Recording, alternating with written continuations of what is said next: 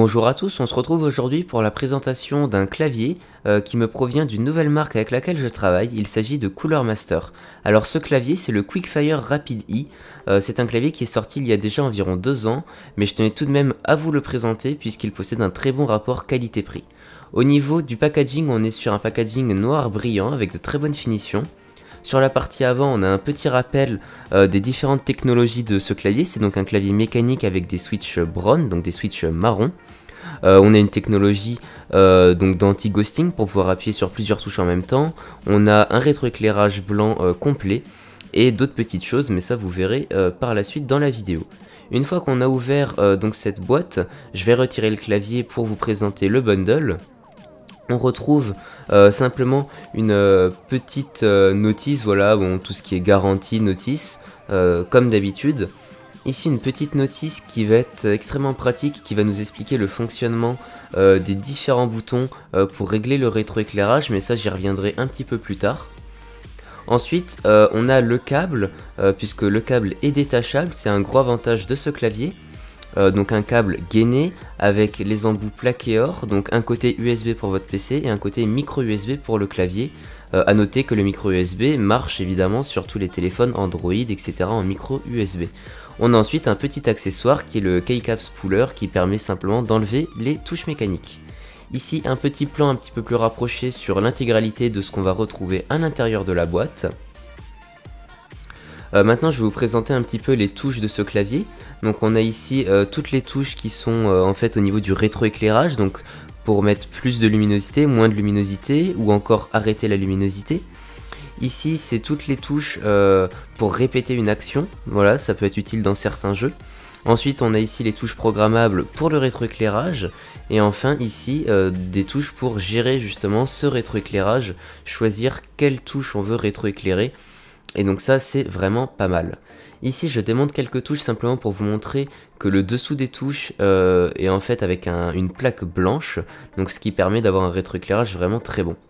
Sur le dessous du clavier on retrouve rien d'exceptionnel, simplement des patins en caoutchouc, et même sur les petits patins qu'on peut relever pour remonter le clavier, il y a aussi du caoutchouc, et ça c'est vraiment appréciable parce que c'est malheureusement pas toujours le cas même sur des claviers haut de gamme. Ici je vous mets quelques plans du clavier donc pour que vous puissiez voir son design vraiment sobre. La qualité de fabrication est excellente, il n'y a absolument rien à dire. On est sur du soft touch de très bonne qualité. Donc franchement rien à dire là-dessus, le clavier pèse un poids correct, il est vraiment très stable, pas de soucis. Ici je vous mets quelques plans simplement en action, c'est-à-dire le clavier branché, voilà, sur un PC.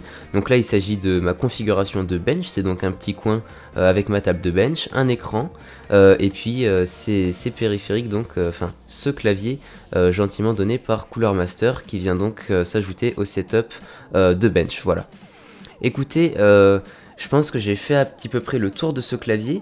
Je vais maintenant vous parler simplement de son prix. Ce clavier coûte environ 120 € selon les sites revendeurs. C'est pour ça qu'il se positionne à une très bonne place puisque on n'a pas de rétroéclairage RGB, etc. comme on peut en trouver énormément en ce moment. C'est simplement du blanc, mais voilà, c'est très sobre, de la très bonne qualité. 120 € c'est vraiment un très bon prix, un très bon rapport qualité-prix. Qu'est-ce que je peux vous dire de plus? Je peux vous dire simplement que ce clavier, comme vous avez pu le remarquer, c'est un clavier sans pavé numérique, donc plutôt destiné à des personnes ne possédant pas énormément de place sur leur bureau ou qui aiment bien voyager pour des LAN ou qui sont simplement souvent en déplacement. Avec le câble détachable et le fait qu'on n'ait pas de pavé numérique, ça fait un clavier qui peut se déplacer facilement. Voilà. Donc je pense que j'ai fait à petit peu près le tour. N'hésitez pas si vous avez des questions, voilà, des questions sur ce clavier, n'hésitez pas à les poser en commentaire comme d'habitude. Si cette présentation en fait des produits de Cooler Master vous plaît, n'hésitez pas à ajouter un like pour que je puisse avoir d'autres produits Cooler Master à vous présenter si ça vous intéresse. Et puis sinon pour tout ce qui est des questions informatiques en général, que ce soit des conseils config, des conseils sur des périphériques, ou autre, voilà, tout ce qui est photo, vidéo par exemple. N'hésitez pas à venir me solliciter sur les réseaux sociaux. J'ai ma page Facebook Extreme Advice comme d'habitude et mon Twitter @extremeadvice où vous pouvez me poser des questions. Voilà. Écoutez, j'espère que cette vidéo vous a plu, merci de m'avoir regardé et je vous souhaite une agréable journée ou soirée. Au revoir tout le monde.